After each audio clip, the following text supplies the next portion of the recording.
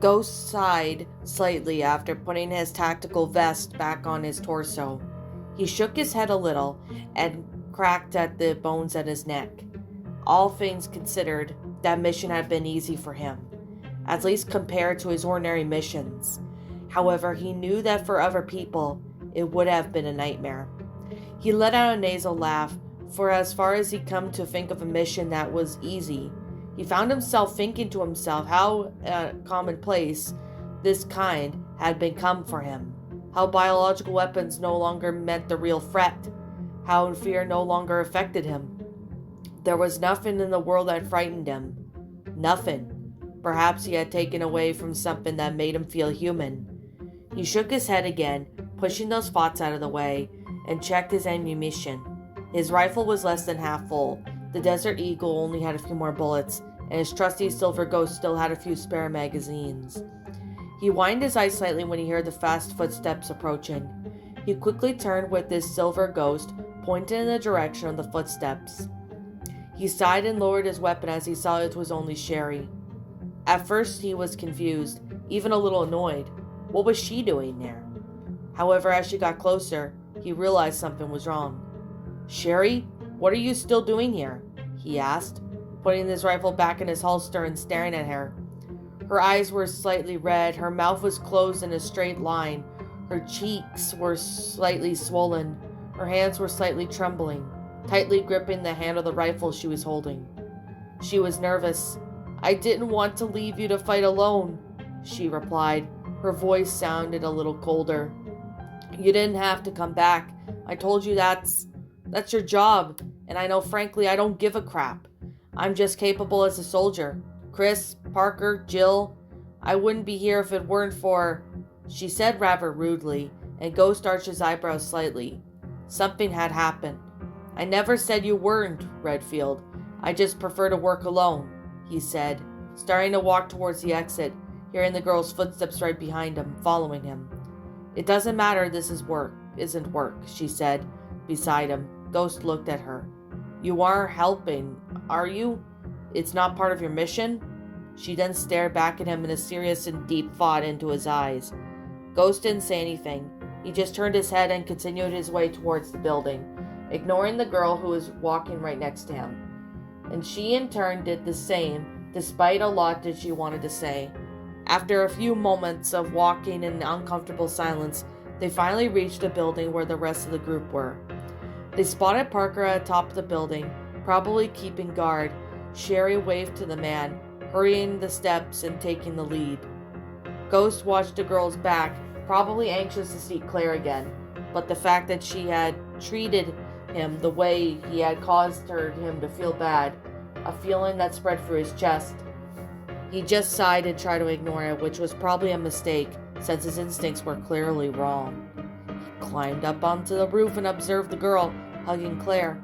The two of them near the corner of the roof. A few steps to his left were Jill and Chris, also observing the scene. To the right was Parker, more focusing on observing the desolated streets than on ever meeting the two. Ghost approached Chris, who turned towards him when he heard his footsteps. His face was slightly bandaged. He was bloodied, sweated, and even looked tired. Well, from everything he knew about Krauser, it was no surprise. Krauser was quite the soldier. "Redfield," he greeted him, and they both stared at each other for a few moments until Chris raised his hand towards him. Ghost arched an eyebrow disguisedly. "Not only that you did find Claire, you also helped Sherry. I appreciate it," he said, and Ghost shook his head. "Well, considering the reputation Redfield had, he'd say it was a great honor to get his respect. Don't mention, we had a deal," he said, straightening his posture, and Chris nodded. "I intend to keep my end of the deal," Chris said.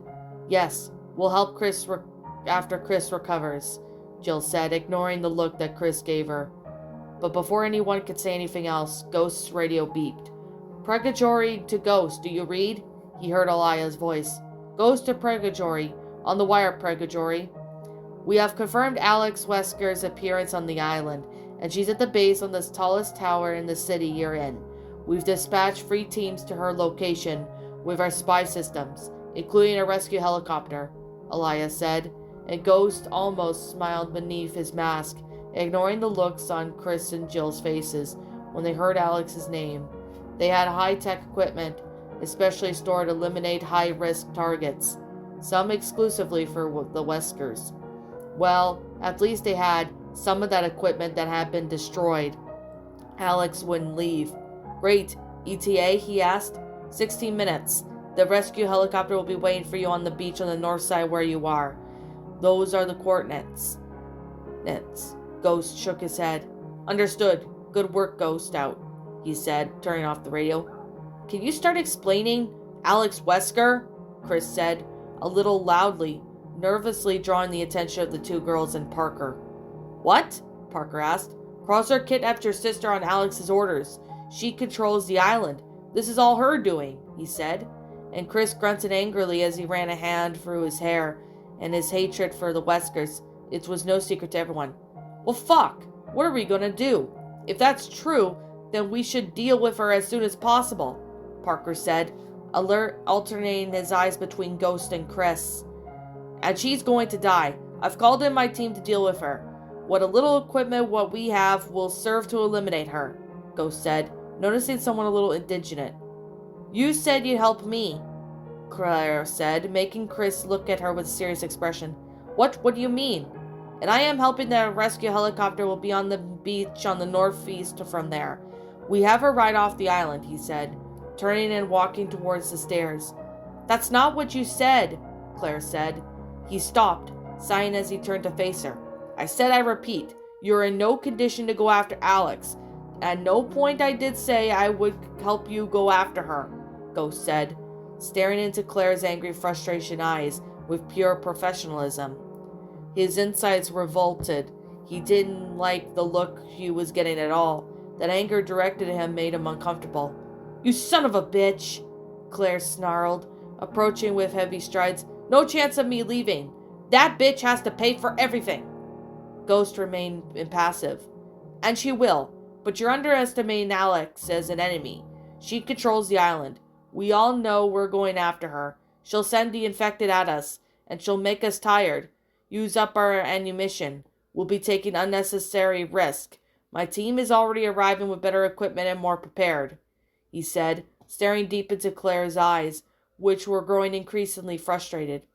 Forget your revenge, Redfield. Don't be corrupted by people like Alex, he said, staring into Claire's eyes. Anger gave way to frustration. Frustration gave way to sadness, and sadness became tears. Claire wiped the tears away with her trembling hands. She was soon comforted by Jill, who offered a hug, which she readily accepted. Ghost watched the scene for a few moments before taking a deep breath. Like her, he was also angry. Seeing that happen to Claire, seeing the way she looked, the way she cried, filled his chest with rage. And it was moments like these were becoming rarer and rarer. These moments when his emotions were strong, that he was grateful not to be afraid of anything anymore. When he stared into Chris's eyes, which showed the intense mixture of emotions, internal conflict he was feeling next to him, Sherry didn't look much different. However, the girl looked at him with a certain seriousness that was typical of her. The helicopter will be here in 14 minutes and 56 seconds. Now, we better go before any infected show up, he said, turning and walking towards the stairs. Parker and Chris looked at each other, and Chris nodded just for Parker to go ahead as he walked to Sherry's side. Have you heard anything? He asked the girl, just shook her head in reply. No, at the moment I don't think I know anything else, she said, walking towards the stairs under Chris's curious and questioning gaze. They descended the stairs and began walking through the desolated streets, Ghost taking the lead, Parker close behind him, then Sherry, Jill, and Claire, and finally Chris, who was getting more and more worried about his sister. She looked weak. No, the right word would describe it to be sleepy. She was yawning and seemed to have trouble keeping her eyes open.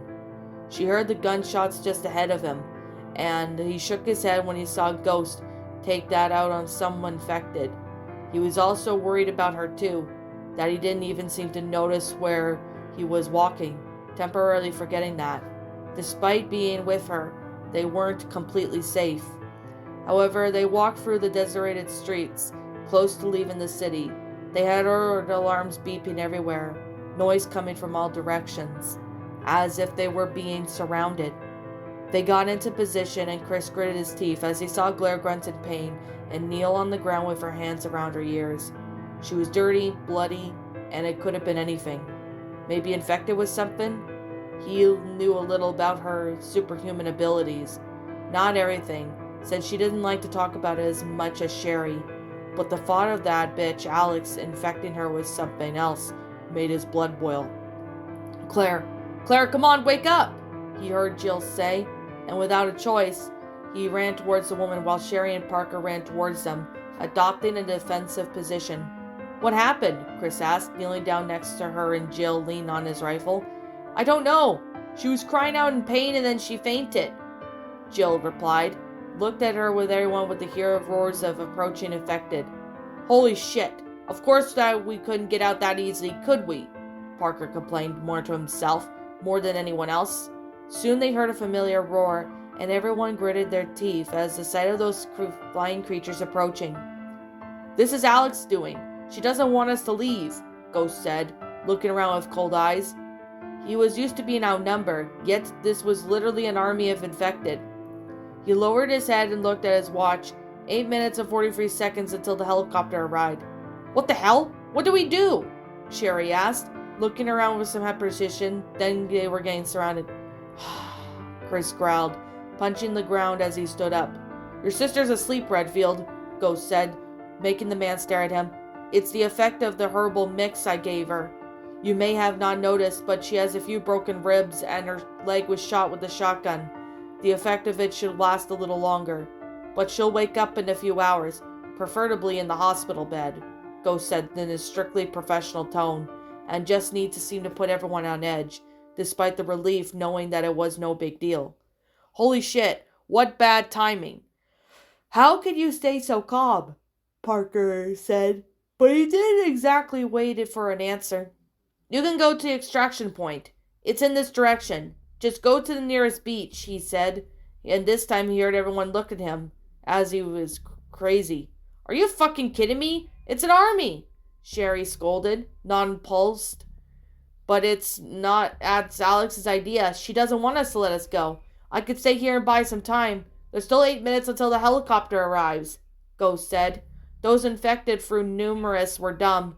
You could run into the nearest building and kill a few infected, and then climb up to the roof and attract the attention of the flying ones. With luck, he could jump from the roof to a nearby window or rooftop and make his way down. He was confident enough with his speed and probably would be able to evade the infected on the ground. He only had one more stun grenade. He would have to use it wisely, saving it for the time he was surrounded or need to escape from a precocious situation. He still had a magazine of incinerating ammunition, and if he looked hard enough, he could find some alcohol residue nearby, maybe a gas tank or something. If that was the case, he could still buy a lot of time with the explosion. But if he couldn't, he would have to go to a highly flammable place, maybe that warehouse. It still has a lot of wood and wool there, and it would burn some of those infected and buy some time. By then Hunk arrived. All he could do was just run back to the helicopter, which he hadn't killed any flying infected, and would surely kill them for sure. Considering the time which infected were advancing, the situation he found himself around was a good initial plan. Perhaps he could do more if he... Look, I know this is your job. What you are suggesting is stupid, Sherry shouted angrily, interrupting his thoughts. Jill and Chris will take Claire there. You and Parker and I can buy some time. Parker and Ghost stared at her. Can we? Parker asked, dumbfounded. Sherry? No. Chris, we came here for Claire, and no chance that some crazy bitch is getting what she wants. If we all go together, they'll follow us. We could buy a bit of time, Sherry interrupted him. Can we? Parker asked again. Ghost then turned and punched the first infected to approach, causing the creature to stagger backwards in a daze. He then plunged his knife to the side of the infected's head and kicked its body forward, causing it to collide with another that was approaching, sending both bodies to the ground. Whereupon Ghost had finished him off with a shot to the head. Sherry, are you sure about this? Chris asked again, looking at her with a serious expression. Sherry then turned the gaze to the same intensity. Yes, she said with conviction, and Chris snorted in annoyance. None of this was going according to plan. Oh, okay. All right. Jill, you cover me, he said, placing his rifle on his shoulder and leaning his sister on his back. Are you sure? You're still wounded, Jill said. Yeah, come on. We don't have much time, Chris said, starting to run towards the extraction point. However, he soon stopped 2 steps from behind Ghost and Parker. You two take good care of her. I trust you. That was all he said before starting to run again. Ghost and Parker looked at each other until Parker shrugged. After this, I'm gonna need a long vacation, Parker muttered softly, and Sherry smiled slightly. Relax, I'll buy you pizza, she said, and then her eyes went to Ghost. We just need to hold out there for another 7 minutes and 41 seconds. Eliminate the flying infected first. I'll try to avoid the big ones that try to make the smaller ones trip over another, he said, running off to soon right and soon shooting at the few infected with his pistol, attracting the attention of the large number of them. Charming, isn't he? Parker said with irony. He raised his rifle at the flying infected. Cover me, Sherry. Parker began flirting at the bat-like infected. The explosive ammunition of his rifle dealt massive damage to the things despite her tough exoskeletons. Sherry circled Parker while firing as he approached the infected. One of the infected tried to attack her with a piece of metal. Sherry was quicker and dodged it by crouching down. Taking a few steps to the side, she counterattacked by hitting the infected in the stomach with the butt of the rifle, but causing the infected to bend over from the blow and giving Sherry the chance to stick the barrel into the rifle against the creature's head and pulling the trigger. One of those large infected with the huge axe approaching tried to attack her, a horizontal cut from left to right. Sherry ran towards the infected and threw herself forward, letting herself slide against the ground and hearing the air being cut off by just above her head. She put the rifle on the back and picked up the submachine gun, a newly built APC-9K that Chris had borrowed for the mission. The gun had a silencer and barrel with a red dot on the optical sight. She fired at the 2 infected running ahead of her and turned to fire at the infected behind her, who raised his axe to try and kill her. Sherry dodged it by throwing her body to the side and unloaded the magazine of the submachine gun to the infected's body, causing the creature to stagger a few steps into the side, only to be hit by a shot from the Ghost's Desert Eagle, who quickly turned and plunged his knife into the neck of the infected, running towards a small group of infected soon after. Sherry blinked a few times inside, turning around after reloading the submachine gun. As she fired, she noticed the large infected grab a smaller infected and threw towards her. She was quick and dodged it by throwing herself to the ground. Her eyes then widened when she saw another infected with a huge hammer in the air, ready to smash her against the concrete. She gritted her teeth and rolled to the side, getting up quickly and firing at the infected. Parker fired at the bat-like infected while taking a few steps back. Creatures realizing the damage they had received, moved away from each other and began advancing towards Parker from the sides. The man sighed angrily. Those things had intelligence, to the point where they knew that they were coordinated attacks. He ran back and grabbed the stun grenade. Shortly afterwards, he threw this grenade into the air. The grenade exploded in the air, disoriented both infected, who fell to the ground due to great force of the speed that they were advancing, causing the concrete back from the impact, and their bodies to bounce off the ground a few times as they were dragged for a few meters. He slapped on the tactical vest, rolling his eyes until he saw that there was no C4 left. However, he still had 2 mags of explosion ammunition. Good. He ran to the side while shooting at the bat-like infected to his left, watching as the bullets penetrated the exoskeleton and exploded the flesh. The infected roared and put his huge tail in front of his form of protection, while the second ran at great speed towards Parker. The man aimed his rifle at the creature, firing a few rounds until he finally ran out of bullets. The creature approached and turned its body, trying to attack him with its huge tail. However, Parker was quicker and dodged it by jumping backwards. The infected roared and leapt towards the man. Parker gritted his teeth and threw the body to one side as he reloaded his gun. He quickly stood up and fired at the huge infected back, only to be attacked by another one.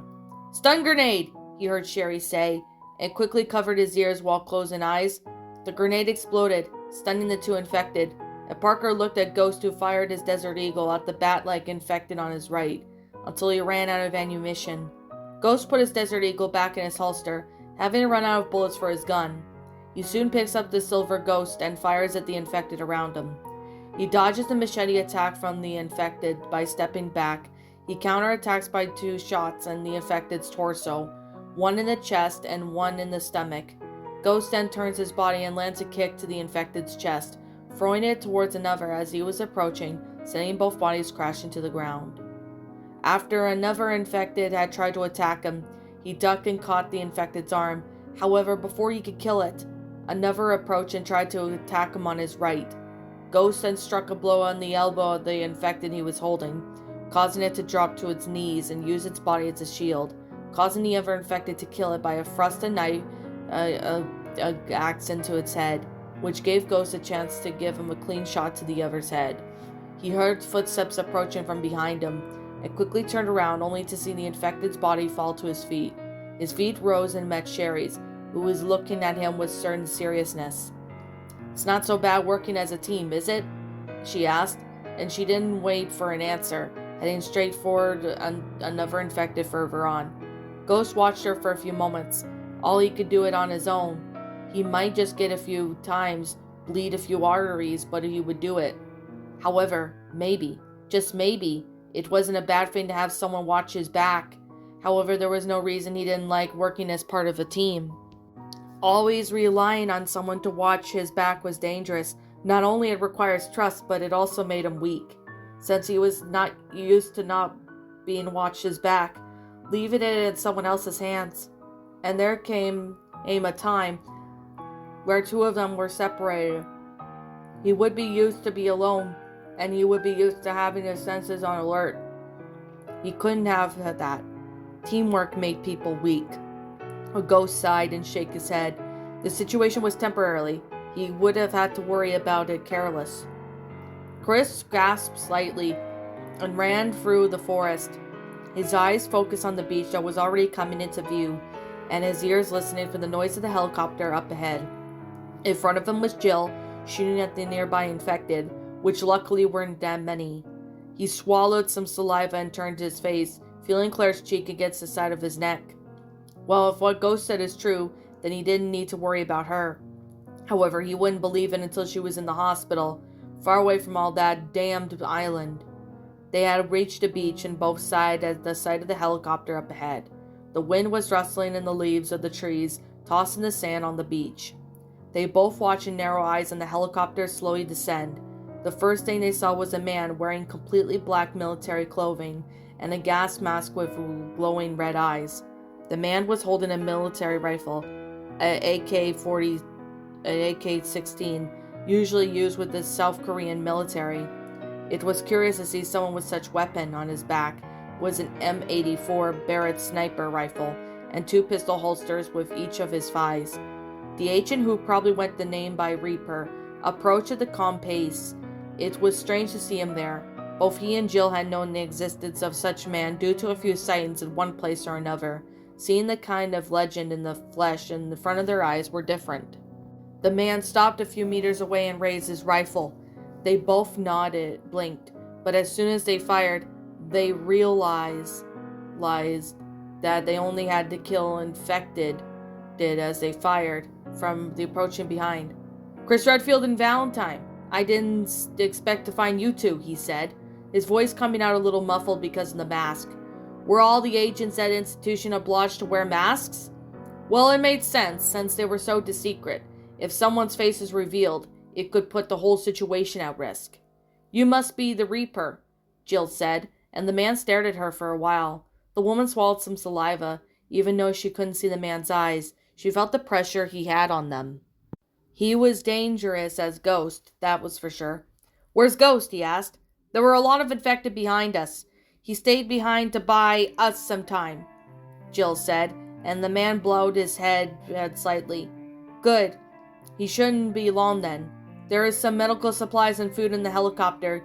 You can refuel, eat, and rest. As soon as Ghost arrives, the pilot will take off, he said, just before raising his forearm and pressing the button in some kind of object. It looked like some kind of controller with a small green screen. Jill and Chris had heard the sound of something tearing through the sky, but they couldn't see what it was. And just when they were watched as Reaper began to walk off into the forest without saying another word. Two of them looked at each other until Chris snorted and walked towards the helicopter. They stared at it for a few moments at the pilot, who didn't seem to have noticed them there, ignoring them completely. Chris laid Claire down and began to check her injuries. As she lifted the hem of her blouse a little, he sighed when he saw the purple marks around her torso, just as Ghost said. Not to mention that her leg was fucked up. It was very well bandaged, but it was time to change those bandages. "Oh my God," Jill said as she took her bandages off. It wasn't a very good sight. "At least it's healing. We better get her to a hospital just to be sure," Chris said, helping Jill clean the wound and change his bandages, and the two soon sat down shortly afterwards. There were boxes of ammunition scattered just ahead, as well as bags of military food and canned goods, as well as some mixed herbs and medical products. "So what's the plan then after that?" Jill asked after a few moments of silence, and Chris ran a hand through his short hair, feeling his heart throb with a concern for Sherry. Help that guy stop Wesker. He's what we got. And hopefully kill that son of a bitch as soon as possible." He ran his hand across his eyes, feeling a certain weariness in his body. "Is it okay to let these guys take care of Alex?" He sighed, focusing his eyes on the forest, feeling his heart calm down as he saw Sherry, Parker, and Ghost walking towards them. "Well, we don't have much of a choice. Not to mention I owe that guy Ghost." Jill stared at him for a few moments until she leaned back in her chair. A short while later, the helicopter took off. Ghost cracked the bones in his neck once more as he waited for the others. He crossed his arms and sighed a little. His wounds no longer bothered him, although his body was still tired. He couldn't wait to get out of there and go to sleep. In front of them was the image of Hunk's mission. Everything was going well. Alex couldn't predict what they would do. They had an EMP plane out thousands of meters above the island. Everything electronic object was deactivated or suffered some sort of interference. Perhaps theirs, of course, since they were created precisely for the missions of that type. And of course, they end up releasing some infected into cryogenic tanks, which delayed the mission a little, but everything was going according to plan. He ran his hand down his mask and looked at his clothes. He was wearing black military tack suit. His shirt was long-sleeved and he was wearing gloves. His pants were also black with boots at the same color. It was strange for him to be standing there without the weight of the equipment. He didn't have much rests like that. He always carried rifles, shotguns, and pistols. At the moment, he only had Silver Ghost and his trusty knife. The room was open. He minimized the screen of Hunk's mission, and then he closed his arms again and waited for them to enter. "Ghost, have you been here long?" Chris asked after greeting him. "I was checking on Hunk's mission," he replied, nodding to Parker, who then sat down in the chair on the other side of the table. "And how's it going?" Jill asked, taking her seat a few chairs to Parker's left. "So far so good," he replied, watching Sherry sit between two chairs to his left and Chris sat two chairs to his right. "And so, what do you have on Wesker?" Chris asked, and Ghost shared a different screen on his computer. "Locations and status," he said, after a few screens appear on the world map. "Wesker has been spotted in Kijiji, West Africa." The screen showed some images of some satellites and some cameras and locations in the small village, showing Wesker with some groups of local armed men. "He's probably still there." "How could you be so sure?" Jill asked, still staring at the screen. "Because he's weak, and probably pissed off about recent losses," Ghost said. At the image of strange liquid, something syringe appeared. "This is something organization has developed over the years. Hunk had managed to inject it into Wesker. He's probably currently looking for something to combat it." "And which exactly is it?" Parker asked, leaning on his arm on the table. "A kind of poison, especially for individuals like Wesker. It will make him weak, slow, and sick for a while. Maybe even kill him, although that's highly unlikely, Ghost replied, bending forward slightly and also leaning on the table. Kill him? But Wesker's incredibly resistant, immune to some kind of virus even. How did he even develop that? Jill asked, curious and surprised. Because, man, I worked for Albert's brother, William Wesker, he said. They were silent for a while. After the air gained heavier, Ghost felt Chris's piercing gaze on him. What? Parker asked, unconvinced. Exactly what you heard. For years we've been collecting blood samples from William. His DNA is extremely similar to Albert's, and we've managed to develop something that we could get from him, he said. What if you're saying is true? Then why doesn't it make sense? Sherry asked. Incredible as it may seem, William also wants his brother dead, and he's considered it a failure because he didn't agree with the type of experiments that Spencer was conducting, and though he is very exasperant with the mistake, Ghost explained. And you believed him? Chris asked, somewhat nonplussed. No, but the fact is that William stole and created and invented this equipment we have. It is what I have made and have to pay today possible. So, he hasn't shown himself to be like the other brothers, but no matter what his true intentions were, after Albert he's next, Ghost said, and Chris sighed. And how can you be so sure of that? For all we know, he could be planning on something just as bad as Albert, Chris argued. I'll take it upon myself to kill him, but neither I nor Hunk can. He is really planning something, Redfield. Then the world is screwed. I just hope that doesn't happen, he said, and Chris sighed defeatedly. Okay, so Wesker's sick, so to speak, great. That must have delayed whatever his plan is, Parker said. Exactly. It's unlikely that he'll be able to heal, at least not very quickly, but we can give him time to recover. We'll have the single week's rest, after which we'll gather everything we have and go after him, Ghost replied. The BSAA will be able to help. We'll have some helicopters and weapons at our disposal, as some of the soldiers, Jill said, crossed her arms and leaned back on her chair. We can't draw too much attention to ourselves. Wesker is clever. If he sees the helicopters and soldiers, he would definitely run away, Ghost said, shaking his head.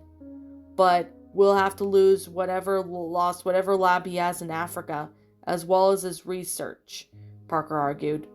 But the point is we don't want Wesker to escape. We want him dead, and he may no longer be involved with Umbrella, but I'm sure he has allies there. We can't let him contact them, Chris said. That's if he hasn't already done so, Sherry said, and Ghost agreed. I think it's unlikely, but it's possible in any case. It'll be time for him to recover, that's for sure. Wesker has been spotted in 2 places, in a small village and a few kilometers away to a mine, he said, showing both images on the screen.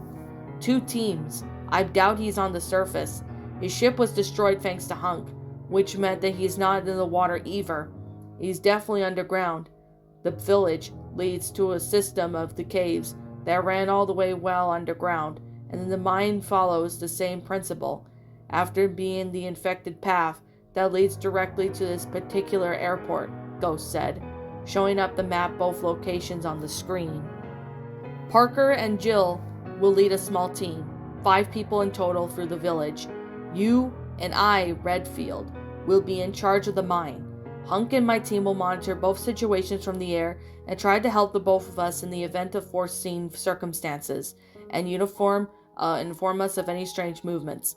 We'll spare no resources. We'll gather the best soldiers, weapons, ammunition, and the equipment. If we can't fail, Wesker has to die, Ghost said, straightening his posture soon after. The mission will take place in an estimated total of 8 hours maximum. Everyone will be equipped with M16 rifles with 45 round magazines, plus P pressurized, ammunition for greater damage, and holographic sight. As a secondary weapon, a SIG cellular M17 pistol with a night scope. Each group will have its own line of scouts, defenders, and a sniper equipped with M82 Barretts and suppressors and armor-piercing bullets, he said, showing the models of the weapons on the screen. Any questions? Ghost asked. What if we run out of time? What do we do? Jill asked. Hunk will be on the scene, Ghost replied. And what if one of the teams becomes unlivable? Parker asked. Hunk will then find a replacement team along with the rescue team, he answered again. What about me? Sherry asked, attracting everyone in the room. You're not going. You'll just be here to find out how things are going to explain to Claire afterwards, Chris said, and Sherry breathed in frustration, even though she already knew she wouldn't be a part of that mission. It was obvious that Chris would never let her, especially after Claire.